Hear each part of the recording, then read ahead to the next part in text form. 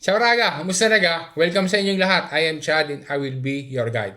Raga, dumani, January 31, 2026 ay simula na ng application para doon sa bagong bonus na 500 euros. Medyo malaki ang bonus na ito dahil pwedeng matanggap up to 3 years. As in, for 36 months. Kaya maaaring up to 18,000 euros ang total na bonus na matatanggap. Ipagpapaano ka na agad sa iyo Raga dahil hindi yan para sa lahat. Dahil mayroong certain age limit at qualification na dapat na ma-meet. Banggitin na din natin na hindi requirement na mayroong anak para sa bonus na ito. Ano ga ang bonus sa iyan at bakit masyadong malaki? Ano ga ang mga requirements? Alamin natin ang detalye Raga. Doon po na sigla, partiamo!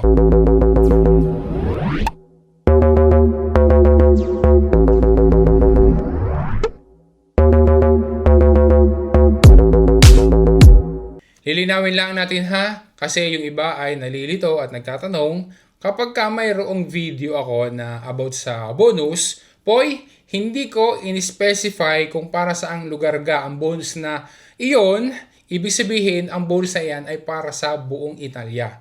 So lahat dito sa Italia, buong Italia pwedeng mag-apply. Kapag ka hindi in-specify kung para saan gang lugar. Kasi kapag ka ang isang bonus na binabanggit sa isang video ay para lamang sa specified na lugar, binabanggit ko iyon at nililinaw. Example, kung ang isang bonus o financial support o reimburso ay para sa mga residente ng Regione Lombardia, babanggitin ko iyon sa video na sila lang ang pupwede. Kung halimbawa naman na ang isang bonus ay para sa mga taga Comune di Milano o para sa ibang komune o para sa ibang regione o para sa kung anong lugar man, ini-specify iyon sa video. Pero kapag ka ang isang bonus ay hindi naman binanggit na para sa specified na lugar lang, vuol dire na ang bonus na iyon ay para sa buong Italia. Sana naging malinaw sa iyo yan, Raga. Train to Bisceglie is approaching. Please stay behind the yellow line.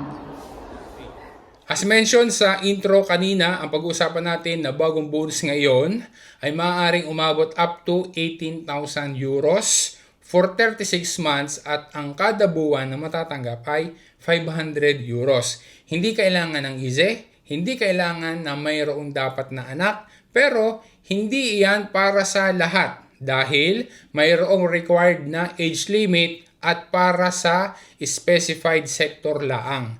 Aring bonus na pag-usapan natin sa video na are ay simula na ang application online bukas. Dine sa dedicated page sa sito ni IMSS na punto di accesso alle prestazioni non pensionistiche, doon pupunta. Simula ang application online mula January 31, 2026 hanggang March 2, 2026. Pansinin mo Raga na ang sabi ay yan daw ay exclusively para laang sa mga libre professionisti. Bakit gayon? Dahil ang bonus na 500 euros na kada buwan na pinag-uusapan natin ngayon na maximum up to 3 years na previsto mula doon sa Decreto Coesione ay intended para sa mga libre professionisti na mayroong partita IVA at dapat din na under 35 years old.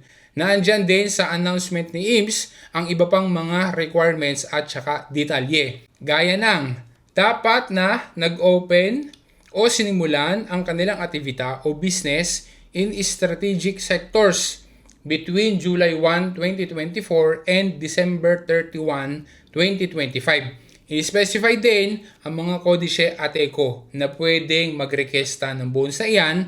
Ang example na are ay kodisye 69 fino 75. Ayun Raga, hanggang dito na lang at may lang naman ang video na rin dahil yan lang naman ang ating kailangan na i-explain. Kung hindi para sa iyo ang bonus sa ito at meron kang kakilala o baka anak mo na pupwede sa bonus ito, sana ay ma-share mo sa iba.